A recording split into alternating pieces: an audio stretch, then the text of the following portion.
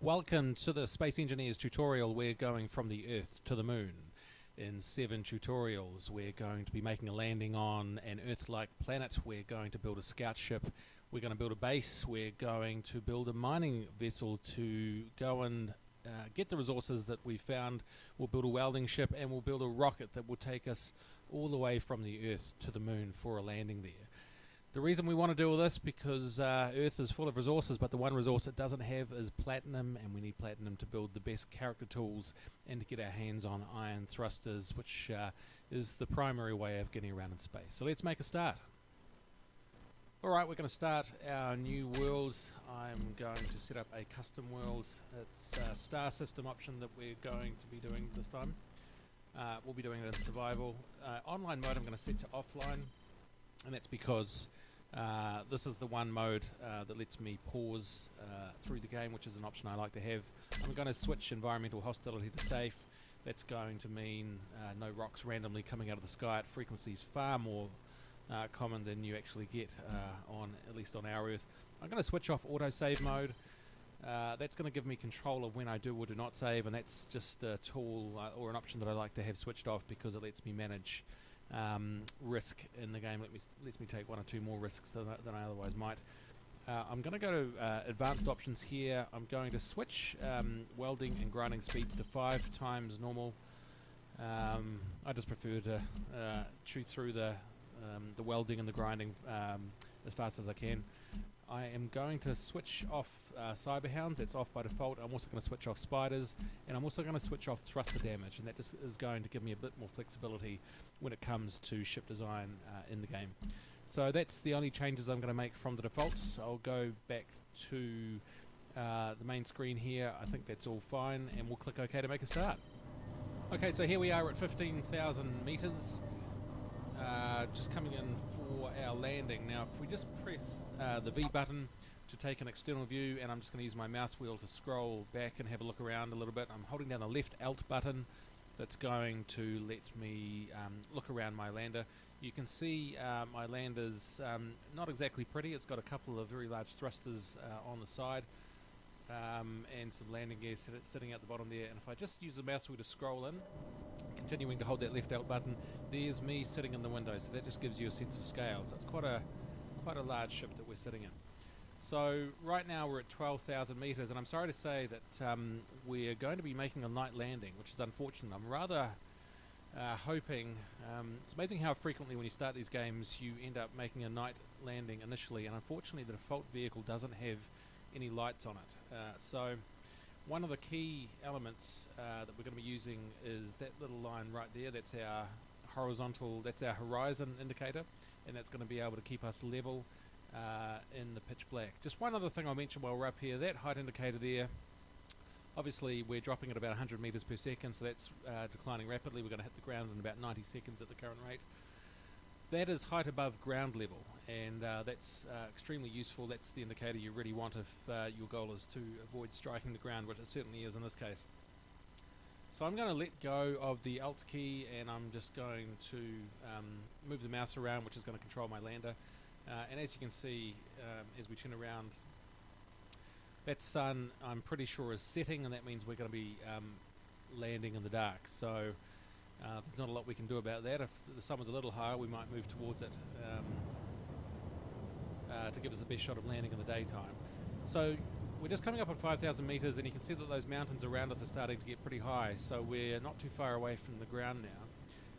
The thrusters that we have on the side of the ship are atmospheric, and that means they really only start working at around 4,000 to 5,000 meters. So if I start pressing the space key, at some point that will start arresting my descent, but that hasn't happened yet, so we'll probably find those engines start working at about 4,000 meters. The immediate problem that we have, apart from landing in the pitch black, is that we want to be landing. There are 2 criteria that I'm looking for on a landing site. The first is to find a landing site that's as flat as possible. The second is to find a landing site that is near the equator.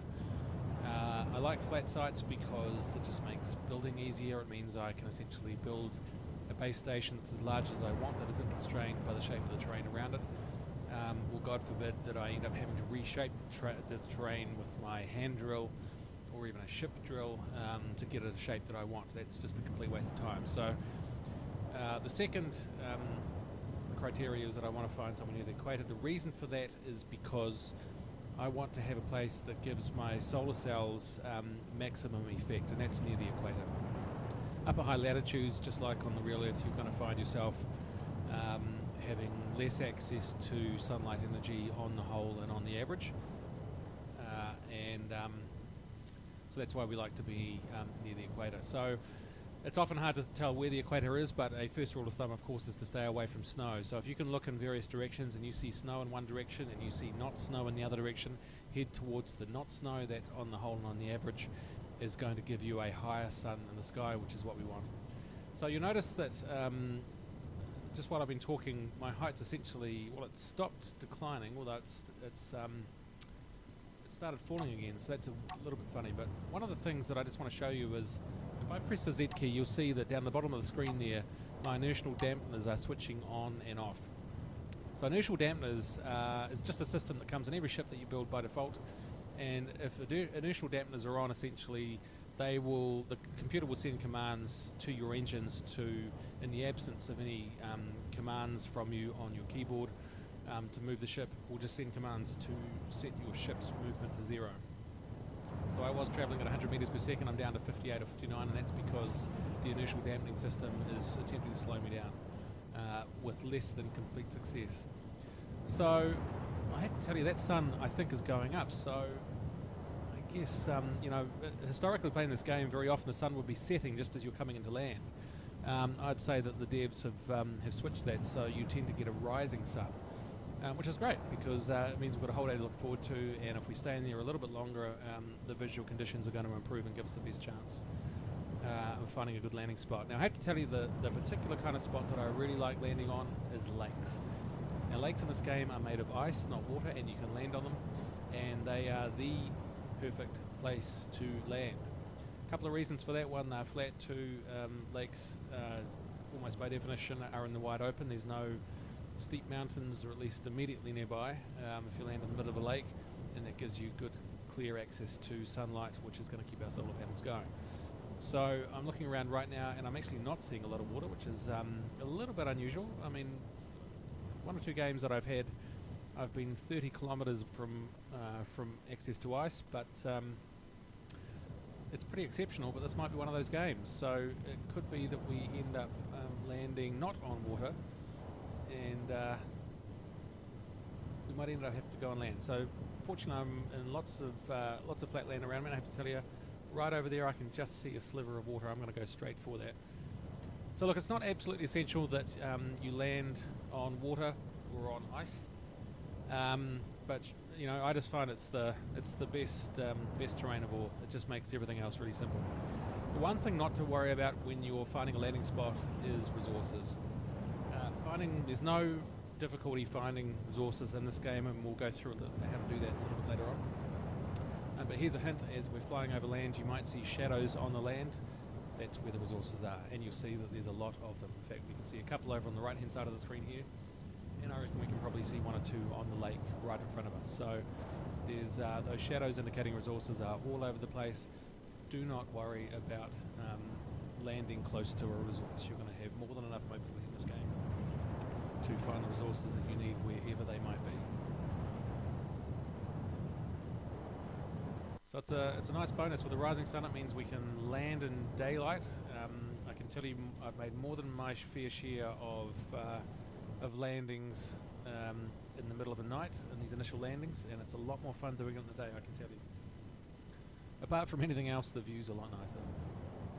So there's our landing site. You can see what I mean. If we land in the middle of that lake, we're going to be as far as we can be from shadows throughout the day. There's no snow in the immediate vicinity, so I'd say that sun is going to pass right nice and high over us, and that's going to mean our solar panels are working with maximum impact. And by the way, there's our goal. That's the moon, and that's exactly where we're going.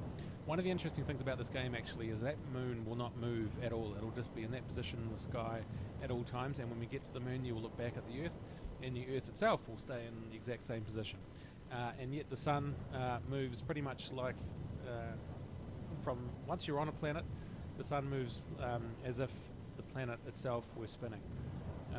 So because those planets are staying, other planets or moons are staying stationary in the sky, it implies that in fact it's the sun in this game that's going around the Earth. So Copernicus would be turning in his grave, but that's just the way the devs have got it at the moment. I'm not sure if the plan is to get planetary motion and planetary rotation into the mix. Hopefully so. That'll be a nice touch. But the current system creates the illusion of natural day and night time, which is fine actually. So we're just coming in for a landing. I'm just going to tilt things so I can see my artificial horizon. I just want to get nice and level. And again, that is height above ground level, so that's a completely reliable indicator of how far I've got to go until I actually strike the terrain below me. And so what I'm doing, I'm just pressing the C key to go down gradually. You see when I let go of the key, those engines fire up, and that's that inertial dampening system. If I let go of the keyboard, then that dampening system will just make me sit in the middle of the sky. Sometimes it's a bit weird and you've got to go up before you can go down. It's a bit funny like that sometimes. So there we go, we've got about 50 meters to go, and shadow coming up too, which is a really nice touch and a nice indicator that we're getting close. So if I'm looking at that horizon indicator, I'm basically completely level, and I think I've actually touched down. Let me just zoom in here. So that text is just getting a little bit. What I'm trying to do is just get, what I want to do is get completely flush with the ground, and the reason is, that might be it there. The reason is that you can just see underneath that text there, there's a ramp sitting out the front of the ship, and I'm really keen that the bottom of that ramp is completely flush with the terrain so that I can just walk up the ramp rather than having to jump onto it every time I get on and off the ship. So I think that's a safe landing right there, and I'm pretty sure we're in a really good position. I think that sun is going to pass over us nice and high just based on the fact that there's no snow around. So I think this is a pretty good spot. So I've landed. I'm going to press the P button to lock us in, and if I just zoom in, you'll see that in fact that light is already green. So I'm just going to press the P button again. The feet will go yellow. I'm just going to take off a little bit and see if I can get us completely flush with the ground. There we go, that's a lot better. And then I press P to lock us on. Once it's green, it's really nice to see 3 or actually 4 feet all in contact with the ground, all indicating yellow or green.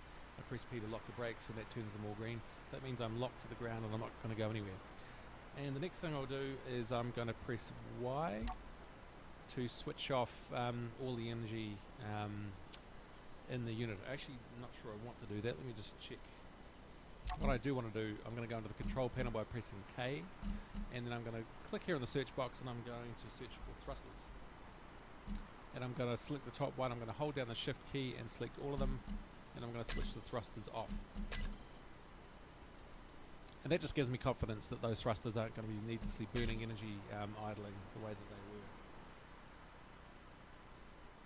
So the next thing I'm going to do is press the V key, and that's going to bring me inside into a first-person view rather than the third-person view that I was in just before. If I hold down the left Alt key, I can look around the cockpit here, and you'll notice that what I've managed to do is switch off all the energy in the ship by pressing that Y key. So what I'm going to do is press the Y key again to bring the power back up, and that's going to switch on the panels, and you can actually hear some noise buzzing from around the ship. Those are the various systems that are making that noise. And then I'm going to press the F key to get out of my captain's chair. So that's a successful landing, and next thing we're going to do is take a look around the ship and around the environment that we've just found ourselves in back in the moment. Alright, we've made our landing, and we're just up by the captain's chair here. Now to get in and out of this chair, you've got to press the F key. And once you're sitting in the chair, you have control of the ship. When you're out of the captain's chair, then you're just controlling the individual using the same keys either way, W, A, S, and D. So here's a pretty good list of priorities, and actually this pretty much is the procedure that you follow. Yes, we do want to set up a base and then attach some solar panels and a battery to that base, and that'll be our source of ongoing power. We land with batteries in the ship, and we'll see those in a minute. But the medium-term solution is to have a base that has its own source of energy, and that will initially be through solar panels. We'll be building a base, and then we'll be building refineries and assemblers, and then we'll be building a miner and a welding ship to put together gather resources and put together the rocket that's going to take us to the moon. So we're not going to be doing any combat in this tutorial series. That'll be for another day. So before we do anything else, let me just press the escape key and then go to options and then controls.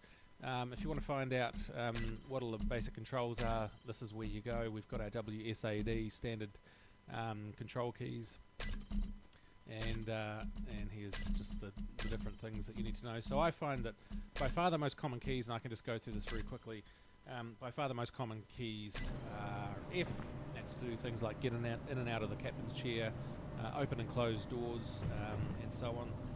We've got an L key for our own personal light that we carry around with us.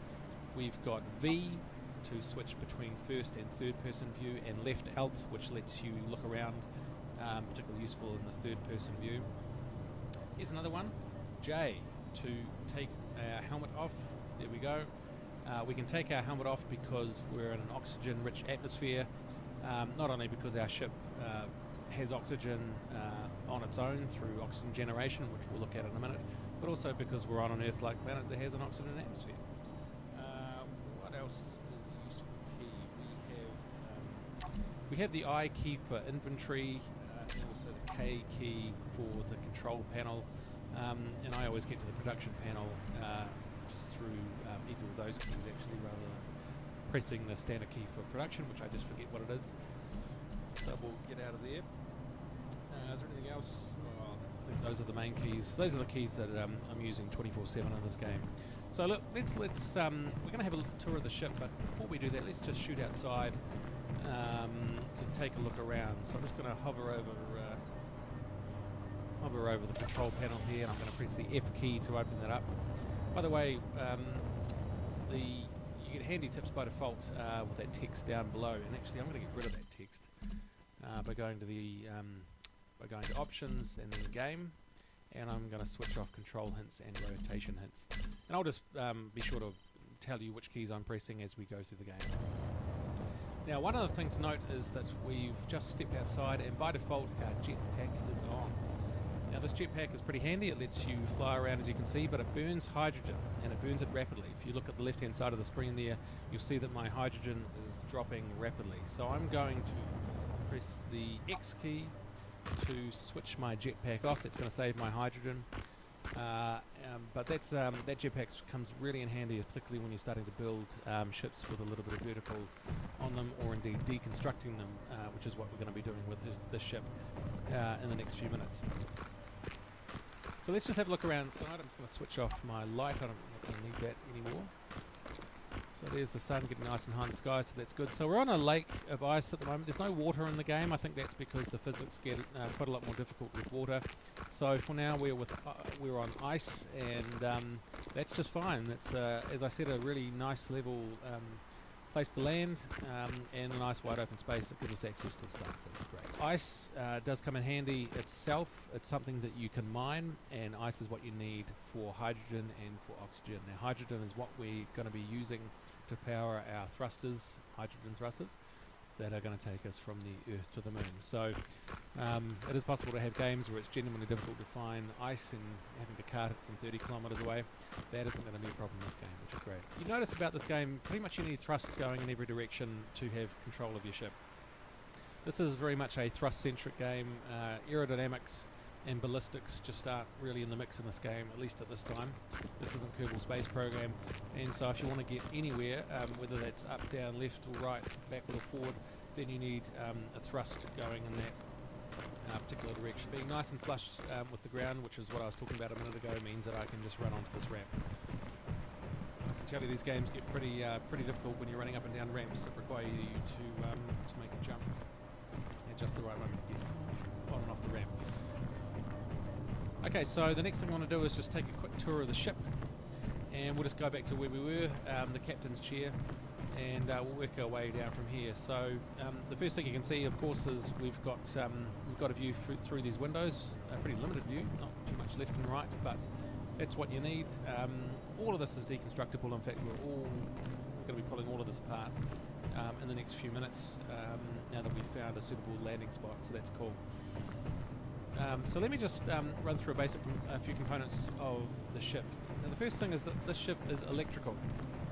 Not quite 1.21 gigawatts, but this sucker is electrical, and those jet engines that you see outside there are battery powered, not fuel powered. So that's the first thing.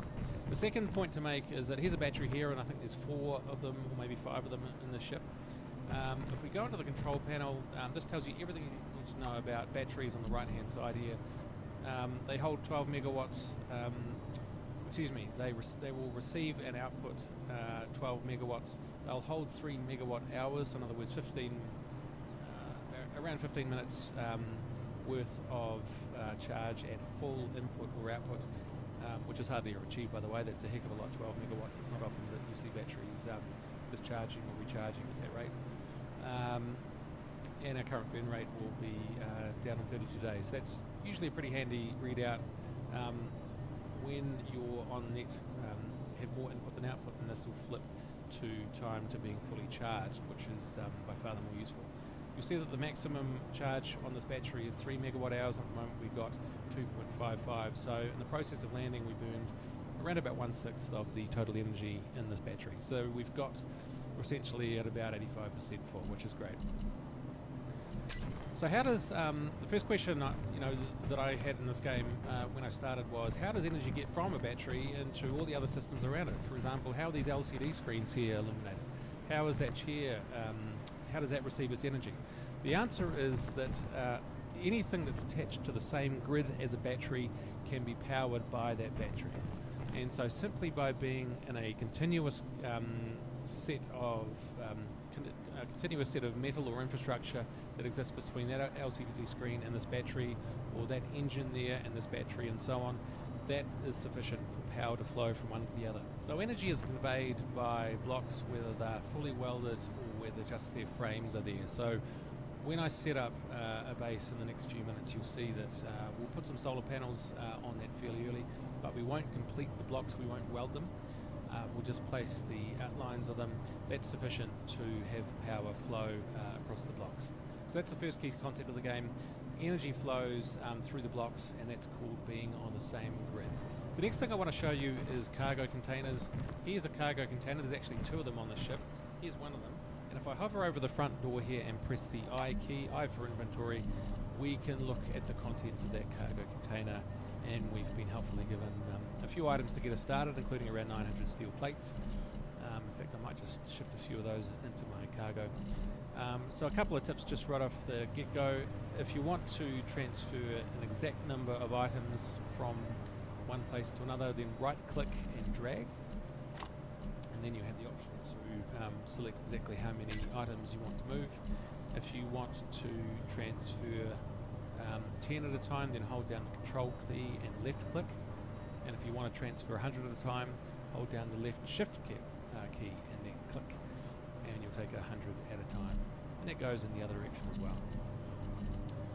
Now, one thing, next important concept that I want to get across is the fact that you can move items around to different parts of the ship without physically moving them yourself. So one way to get items from one part of the ship to another would be to put them in your inventory and then physically carry them across. However, Space Engineers allows you to move items from, in this case, a small cargo container down to the assembler and back again without having to carry it all yourself. Now, what is it about the system that allows you to do that? The answer is a conveyor system. And it's this conveyor system here. These are just simply blocks that are placed, connecting in a continuous way, connecting everything up. It's because this cargo container is attached to a conveyor system, which is attached to this oxygen tank, which in turn is attached to this assembler, which in turn is attached to this refinery. It's because all of those things are connected up continuously that you can move things from one part of the ship to another. So unlike power, in which power flows simply by being on the same grid, items flow because there is a conveyor system. Without a conveyor system, I'd have to physically carry items from that assembler to that cargo container, or vice versa. And one little hint, the conveyor system is incomplete if these lights on the side here are red, and yellow if a complete circuit between blocks is there. So if I were to chop that, if if I were to grind away that particular conveyor unit right there, these two lights here would turn red because of an incomplete circuit. Now the next item I'd like to show you is the assembler. So we've got our cargo container there. Here's another battery, by the way. Over here is an assembler. Now what an assembler does is it takes ingots and converts them into components. And the way that you can order the production of components is through the production screens, which you can access from any part of the ship as long as it's connected, or at least as long as it's on the same grid as at least one assembler. If you're talking to something that has no assemblers on that grid, then you'll just get a message from red telling you there's no assemblers on this grid. But in this case, of course, there is. I'm actually talking to an assembler right now. And what I can do from an assembler is queue up items to be built. And the reason why I want to build components is because those components can then be assembled into items like other assemblers, like components that make up a conveyor system, like these blocks here. Everything you see is the product of is the assembly of various components. We're going to go through how all that works fairly shortly. If I press I to go back into the assembler and then switch to the production tab, I can simply queue up items to build by going to the components tab and then say right-clicking steel plate. I've just right-clicked steel plate and it's telling me there's missing items, and that's because to build a steel plate I need iron ingot, and at the moment I don't have any iron ingot. So how do I get iron components? How do I get iron ingots, or cobalt ingots, or gold ingots, etc., etc.? The answer is through a refinery, and that's over the side of the ship. And if I press the I key here, I'll see that this refinery has a place for ores and has a place for ingots down here that are produced. And what the refinery does is simply converts ores over to ingots. And that's all it does, and that's very simple now. We get ores from going out into the world, finding those resources under the ground and sometimes on the ground, and then mining them into our hold and bringing them back to be refined.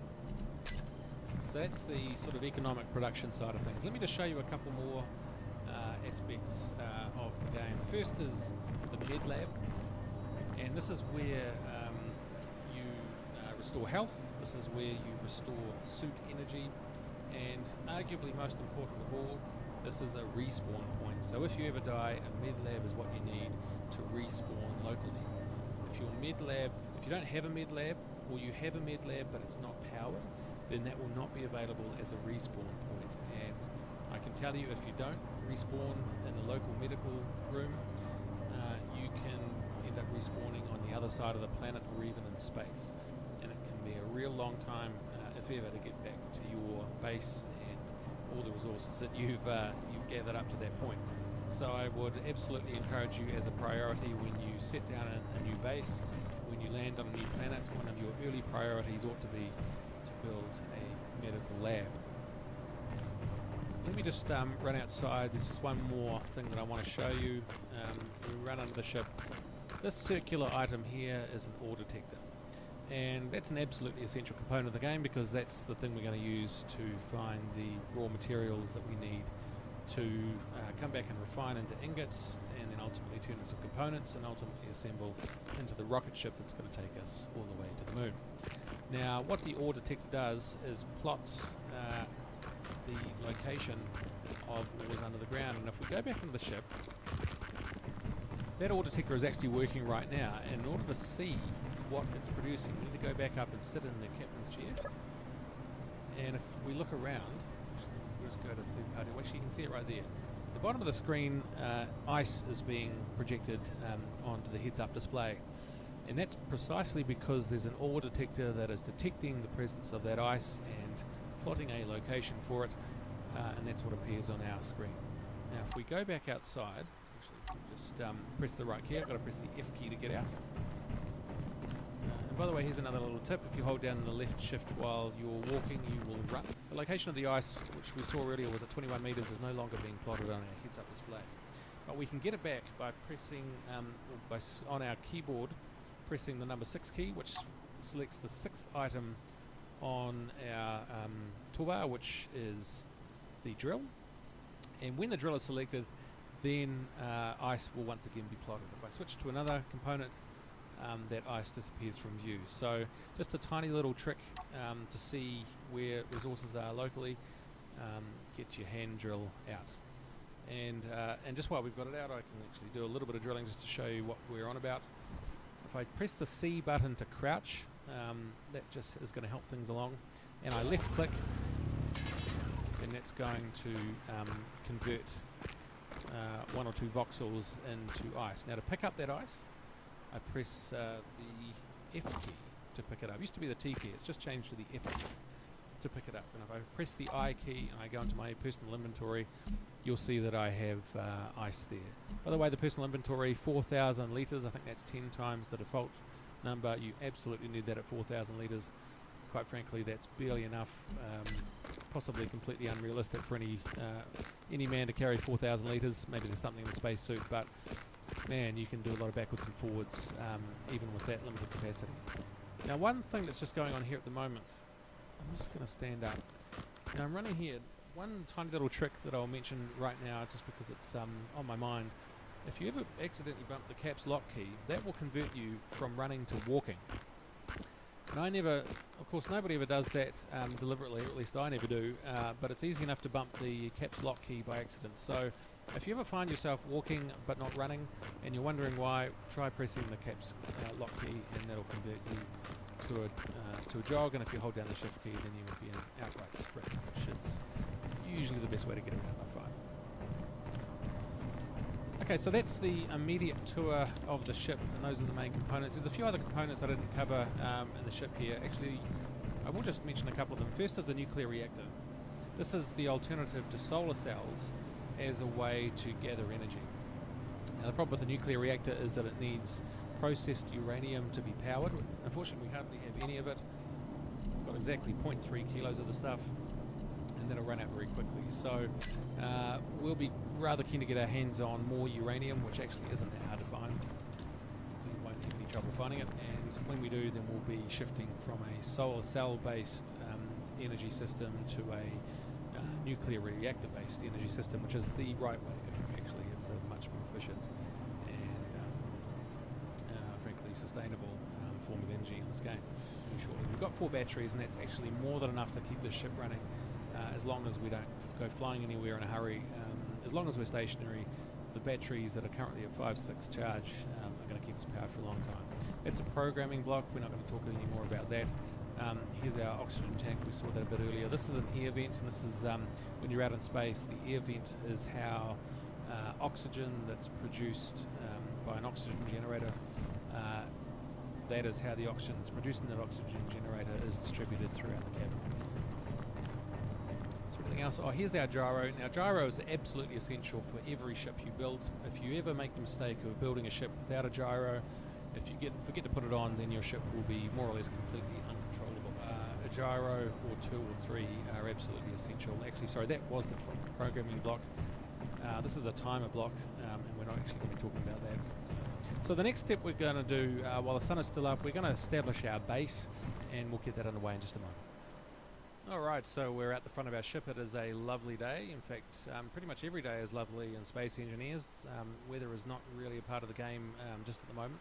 So every day is sunny, as long as you're in a place where you can see the sun. It's actually possible to end up in valleys or near a pole where it's pretty hard to get any sunshine, but today's a good day, so that's great. So we're going to set up our base, and before we do that, we just need to put a couple of, we're going to rearrange our toolbars just a little bit to make, will give us access to the blocks that we need to do that. So as you'll see, by default, we're on toolbar 1. We've actually got 9 toolbars, and we use the control key and the number keys to shift between them on the main keyboard. At least that's how I do it. So if I hold down control 2, control 3, control 4, etc., then I'm just cycling between the toolbars. And by default, only the first toolbar is populated by key. So we're actually going to be doing a little bit of rearranging. Now, I told you a minute ago that conveyors are pretty much essential in the game. In fact, they're so important that I reserve spots 7, 8, and 9 on my number 1 toolbar for conveyor components. So I'm going to set those up right now. They won't be immediately useful, but they are going to come in handy. So to pull up this this chart here, I press the G key, to bring up the components or the blocks menu, and then I'm just going to go up to the search bar at the top here. I'm going to type in convey, short for conveyor, and it's these three items here that I'm most interested in. So I'm just going to drag the conveyor block down to place number 7, the conveyor tube down to place number 8, and then the curved conveyor tube into place number 9. So these are there for a reason. It's because when I end up building bases, conveyors are probably the thing that I use the most, apart from square and triangular blocks. So they get pride of place in the first toolbar. The other 3 blocks right here is the welder, the grinder, and the drill. Those are absolutely essential at all times, and I just never move these. I don't use these blocks that often, but that's where they are by default, so I've just left them. So I'm going to press Control 2 and switch to my second toolbar. And I'm going to come back up to the search here, and I'm just going to type in block. And I'm going to drag a light armor block. This is just my force of habit, but actually I'm going to not do that. I'm going to deselect that and actually the light armor slope in blocks 2 and 3. And this is just habit for that location. It doesn't really matter where you put them, as long as they're somewhere easily accessible. So for me, spot number 2 and spot number 3 in the second toolbar is where I have these two. So between the conveyors and the square and triangular blocks, these are the blocks that I most use in the game by some distance. So I keep them at nice, obvious locations on the toolbar. So let's make a start on our base. I'm going to switch back to toolbar 1, Control 1. There we go, and I'm going to press the number 1 key to bring up the station, the base block for the station. And I'm going to put it right out the front of my ship. As over the next few minutes of the game, we're going to be running a lot backward and forward between the ship and the base. So I'm just going to keep the two pretty much right next to each other to keep things simple. And I just like to keep these nice and sort of flush with each other, if that makes sense. If you're on a sloped area, you do want your base to be flat relative to gravity rather than in line with the slope. And so you press the B button to toggle between flat and not flat with respect to your location. As it turns out, I'm already on the flat location, so the position of the block works nicely. Oops, and before I place that block, I'm going to need to go and grab some steel plate, which I'll do here. Press the I key, and I'll just hold down the left shift key to drag 100 in at a time. In fact, while I'm here, I'm going to pull some other blocks in as well. Those will come in handy. And you'll notice that the red around the block has turned to the green, which indicates I'm good to go. So I'm just going to pull it back a little bit. I think that's roughly square.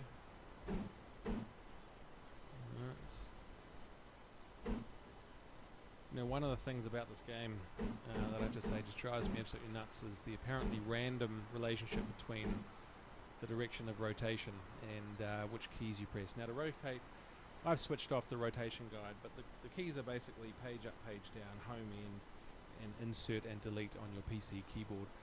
It's the 3 dimensions for rotation. So I'm going to left click to place that, and that's all done. And then I'm going to go back to Control. I'm going to press Control 2 to go back to the other toolbar. I'm going to press 3, and then I'm going to select a slope block, and that's going to be the way that I get to run up and down onto my base station. So I'm just going to place those now, and then switch back to blocks. One of the nice things about the game, in survival, you can press 2 at a time, just makes things a lot faster.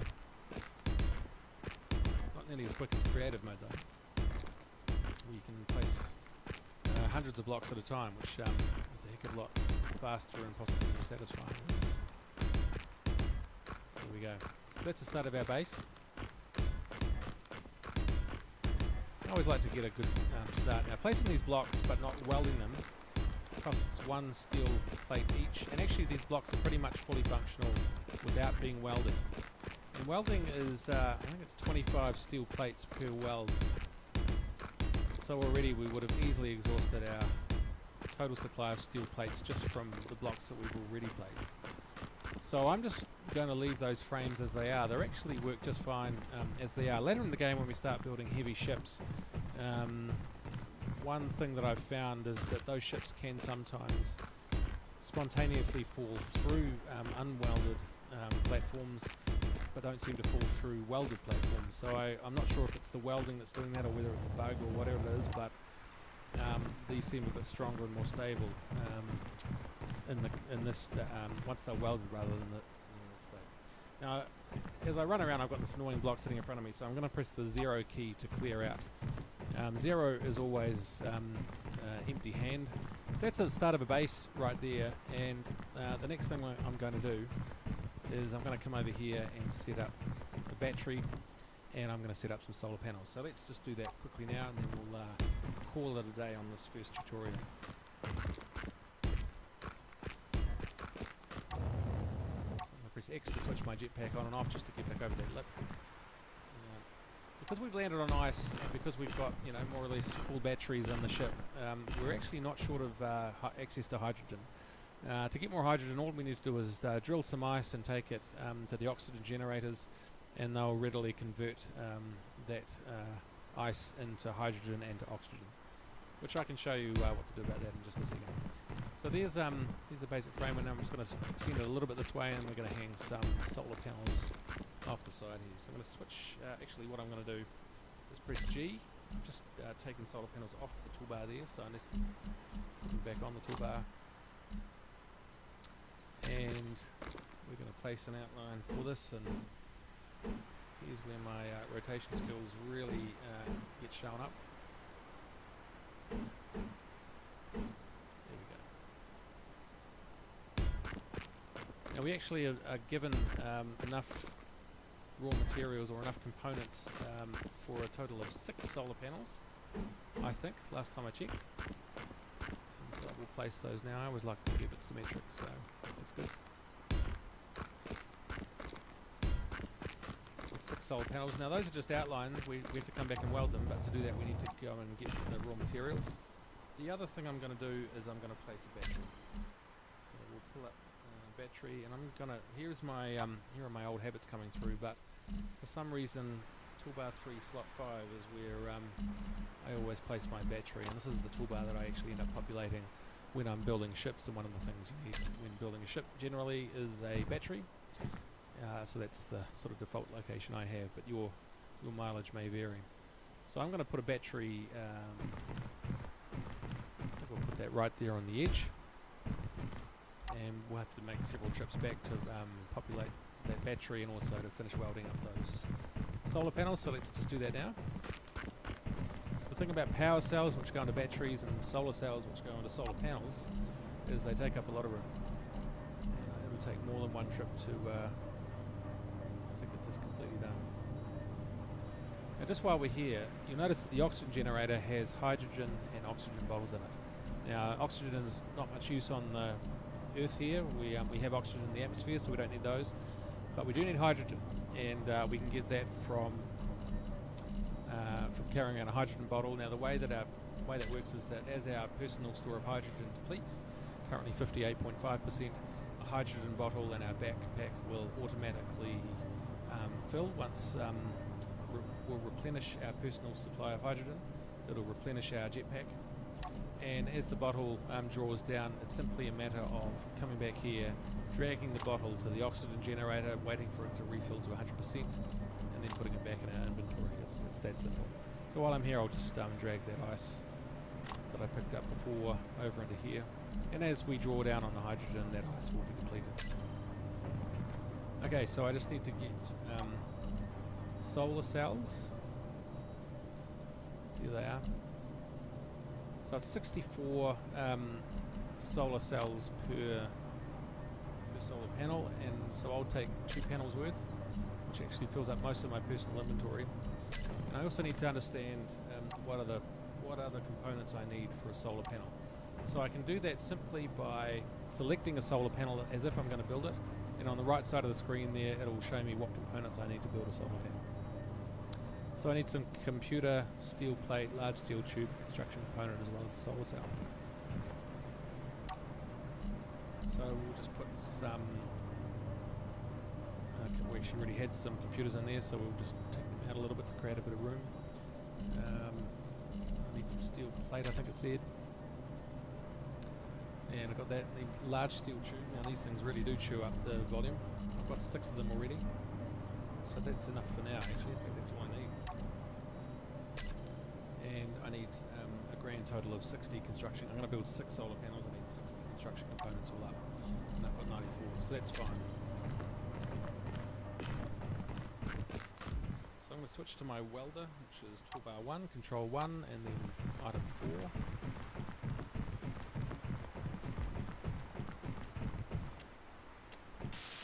And I've got the most basic welder money can buy, so this will just take a little bit longer. We can actually, as we get materials, we can build an upgraded welder, which we'll do.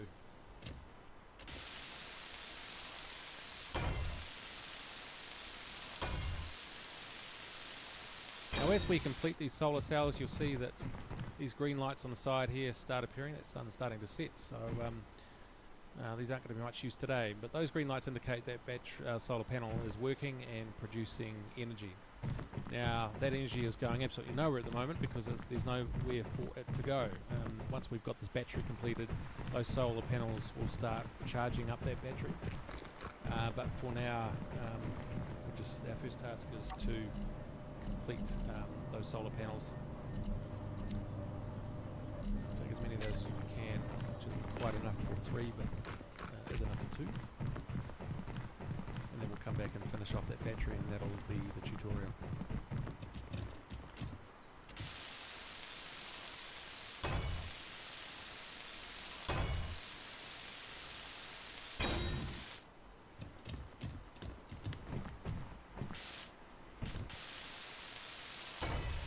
Now, as you're building things, if you're ever not able to complete it, it'll the component that you're missing will be highlighted on that panel on the right hand side, which is pretty handy.